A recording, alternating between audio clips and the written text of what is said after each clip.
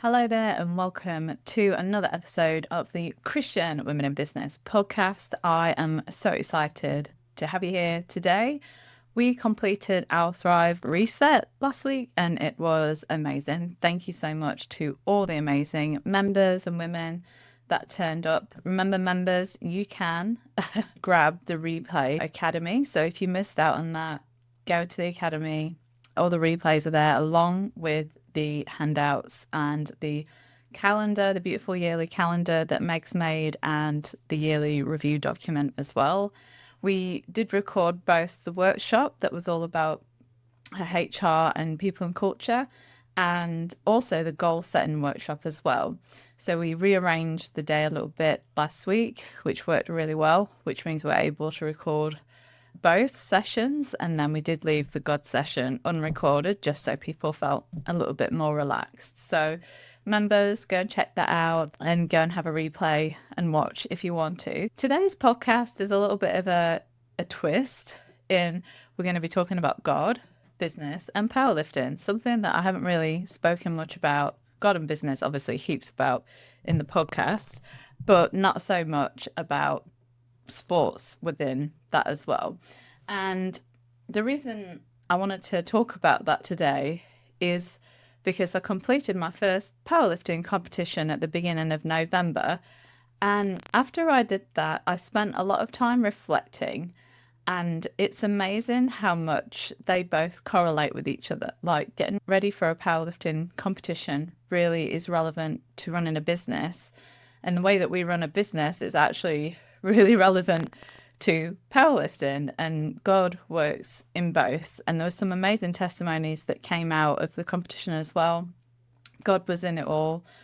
And yeah, just after doing some reflecting and just thinking how much over these almost 10 years, next year will be 10 years of running a business, how much I've learned in the 10 years of running a business. And then it's been nearly 20 years of being in the gym and lifting weights with a large gap, which I'm going to take you through the story of that, because I really feel like it's going to encourage you. And the things that I learned, even just these past 3 months, of how much they're both really connected. I just hope that it encourages you, it inspires you, maybe not to go and lift weights, but just keeps inspiring you in your business as well. And just the testimonies of how God shows up in all different aspects of our lives is amazing. Like I mentioned, I'll go through the story and then we'll go through the points. So I started weightlifting when I was about 18 years old. I originally started spin class, and then went to the gym downstairs, really loved the gym, and really got into weightlifting. Just weightlifting as in free weights, machines, not powerlifting. So that was about 2009 to 2015, where I was just really into it. You probably couldn't tell by the way that my body looked. I know that everyone's scared when they think, oh, you start weightlifting, you're going to suddenly look like a man. That's really not the case. You have to get super lean. Well, not super lean, you just have to be lean for muscle to show. And women, literally, if you want to look like a man, you have to take steroids. That's the only way you're going to get your muscles big enough. Otherwise, they do grow. You do get muscle definition, but nothing like what people think. And I can remember getting to a point around 2015, we were moving from Nara to Sydney. And I can just remember feeling so excited about having access to so many more different gyms, because back then around Nara, there was only a couple of gyms. Like, gyms didn't populate like they have now. And I can just remember being so excited to go to a city and have access to different gyms, and starting to get into like actual weightlifting. I'd done a bit of CrossFit, all that kind of stuff. And I was just really excited to get into weightlifting, as in the powerlifting, even more Olympic lifting as well. And I can remember going into Rebel Sports, which is a shop in Australia, because I just love to get a pair of shoes to squat with. I can remember praying to God about the gym and about finding some shoes and all that kind of stuff. So I went into Rebel and I found these shoes, and they were amazing. I loved them. The colour was good, which always is a bonus. And I just remember thinking, okay, God, like, these are the shoes.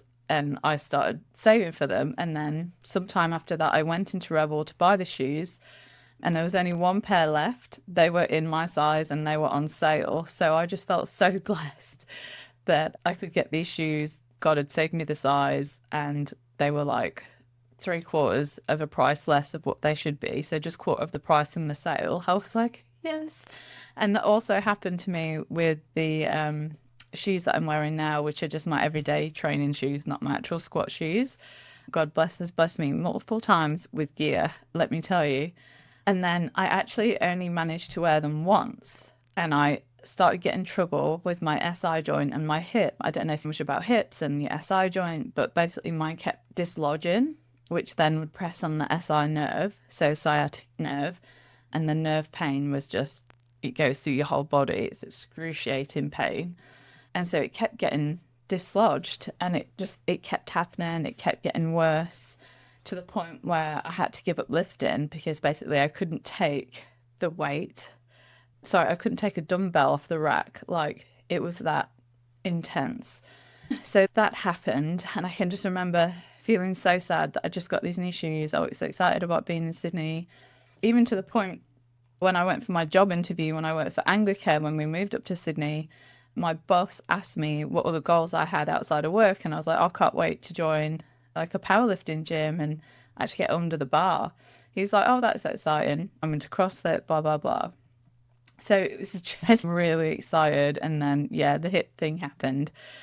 So I kept the shoes in hope that one day, like, I would be able to wear them. And one of my friends' grandma, she used to sew, and she gifted me this bag, this really gorgeous, simple, cute bag. And I put them in there, put them in my wardrobe, and carried them all different places with me. And I was like, one day we will wear these shoes. And just out of pure curiosity, when we'd settled, so we house sat for ages in Sydney, which meant we moved around, and then eventually we were settled in a place called Narellan. And so I took upon myself to do some research. This was in 2020 to find a powerlifting gym that was close, and there was one, which was fantastic. And so I booked in to go and see the coach, Laura, who is actually my coach now. Spoke to her about my goals, but I was still at the point where my hip was just unbearable still. I was like, what are these goals? But I really feel like I need to go and heal first before I'm in too much pain to be able to lift up the bar. And we kept in contact and chatting every now and then.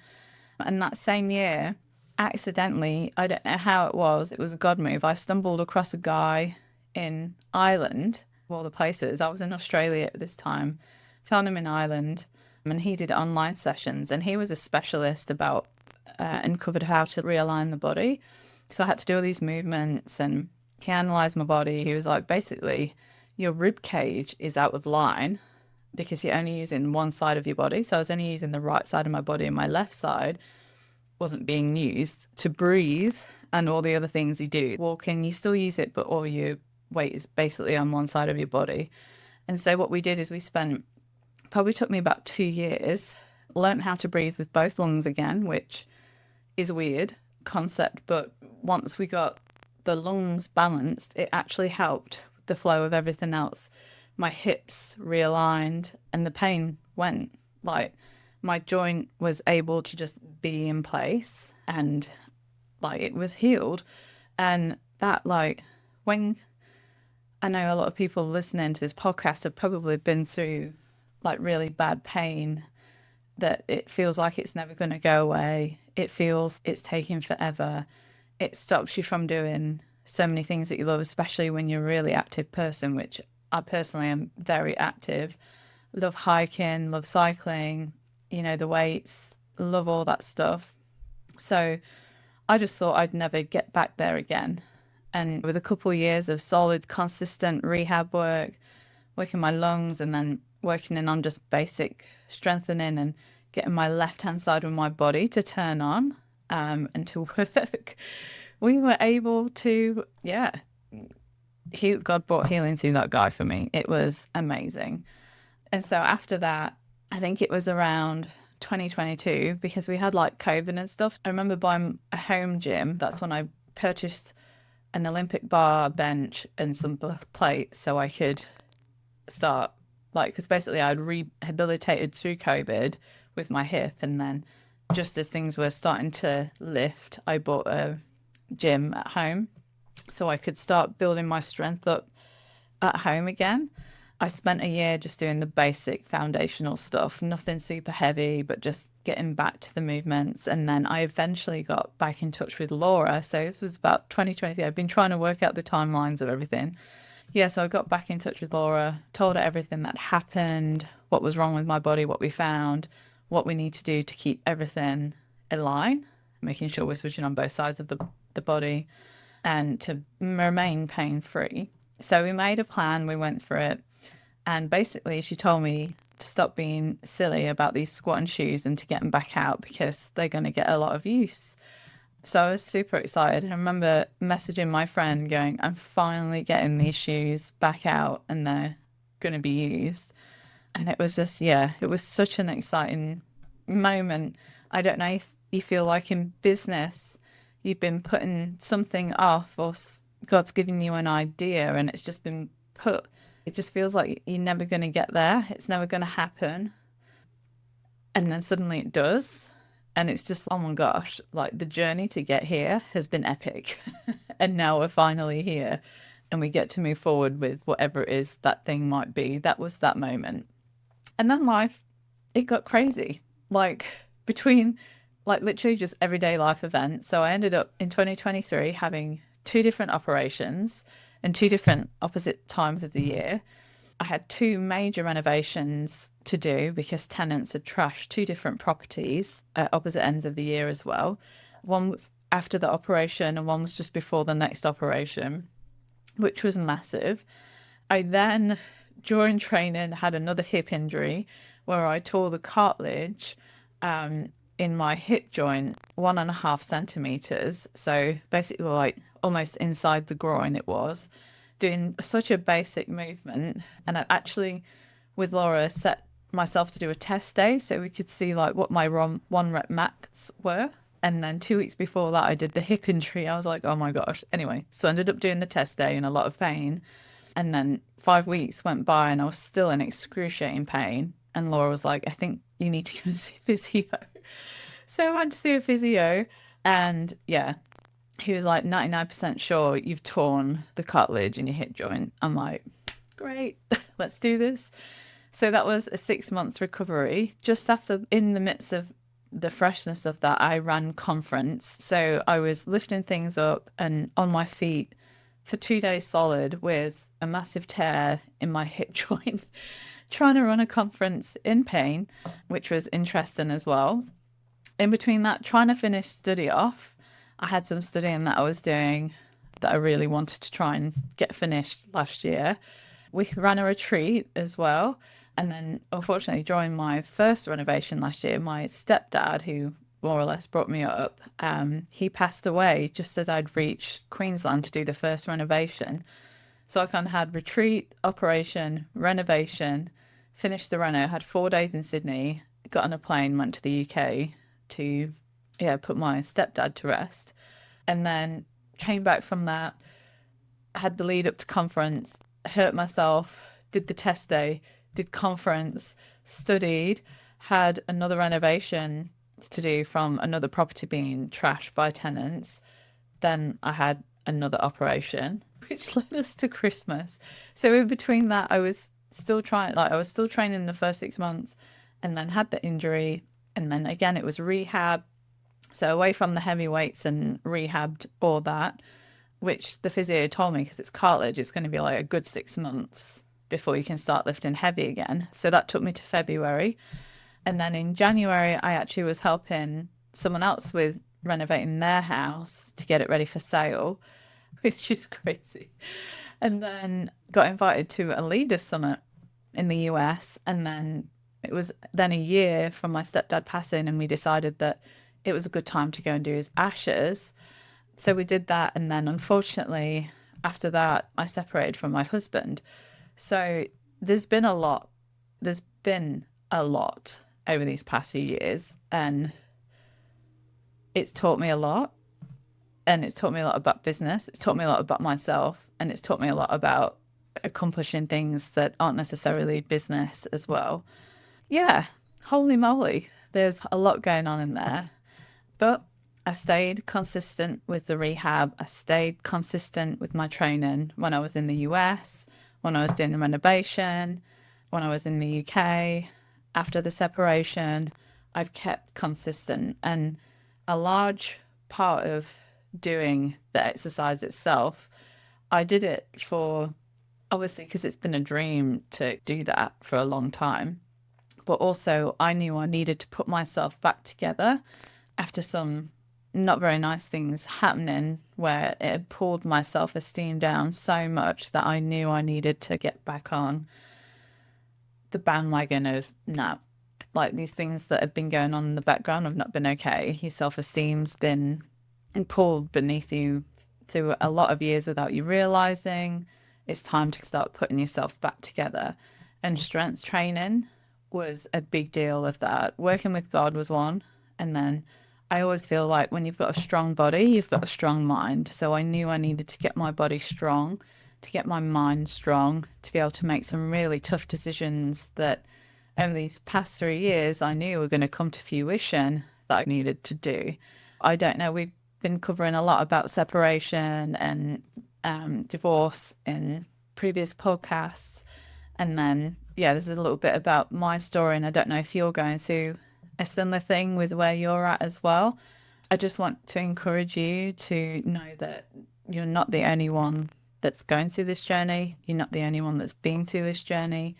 And you're not the only one still going through the journey. And I want to be really respectful for how I say this, because I don't want to promote divorce as, a good thing in a biblical sense, but also sometimes it's needed. And sometimes life takes us through things where love isn't shown in a marriage. And by putting ourselves back together, be it through our business, be it through sport, powerlifting, whatever it is, to get ourselves to a point where we're strong enough, independent enough, with God's help, of course, to man and make these big decisions, you're doing the right thing, is what I want to say to you. And don't be put off, and don't feel that guilt, don't feel that shame. This is your journey. And in the points that I'm about to make, we're going to talk about unique journeys, and everyone's on their unique journey. And sometimes it takes us to places where we weren't expecting, and that it feels completely out of our comfort zone, and it's not how we imagined in the beginning. And that's okay. And it's okay to take that time out for yourself now to work on yourself, not to be vain, just to get your self-confidence back, to be able to step into a season of making good, healthy decisions that are prayerful, mindful, everything full that is right for you, your safety, your mental health safety as well, emotional safety. Like it's okay to be at the point to be making those decisions. So I just want to leave that bit there. In the midst of separation, I felt it was time to come back to the UK and to be with my mum, spend time with my mum. I'd spent 16 years in the UK. It's a long time to be away from loved ones and the people you grew up with and your culture. Only I didn't realise how much I'd changed cultures until I came back to my culture, and then I experienced reverse culture, and that's a whole different podcast in itself, let me tell you.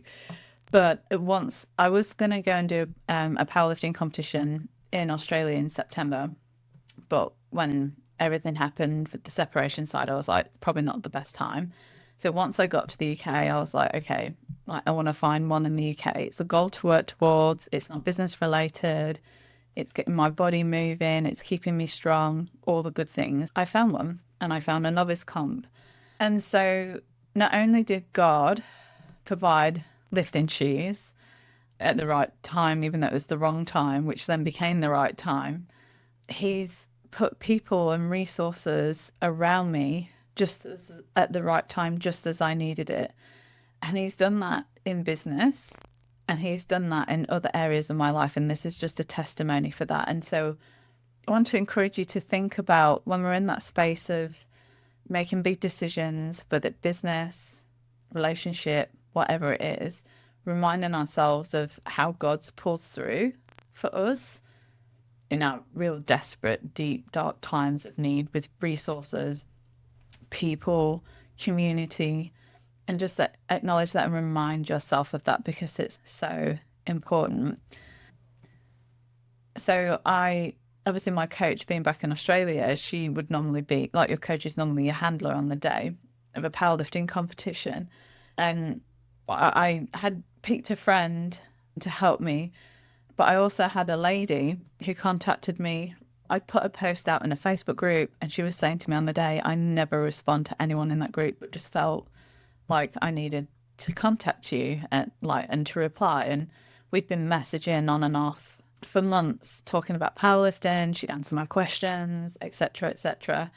And she's actually a ref, and she needed to come and pick some of the ref stuff up in the lights to take for a competition that she was running this past weekend, actually. And she was like, it'd be great to meet you. I'll come and pick up the lights, catch up with my friends, and then head back. And she was like, do you have a handler? I was like, I do, but can I keep you as a plan B just in case? She said, of course. And then unfortunately, my original handler it worked out, but didn't. And she could see there was kind of a gap there. And so she just jumped in. She was amazing. She jumped in, she took control, she helped me warm up.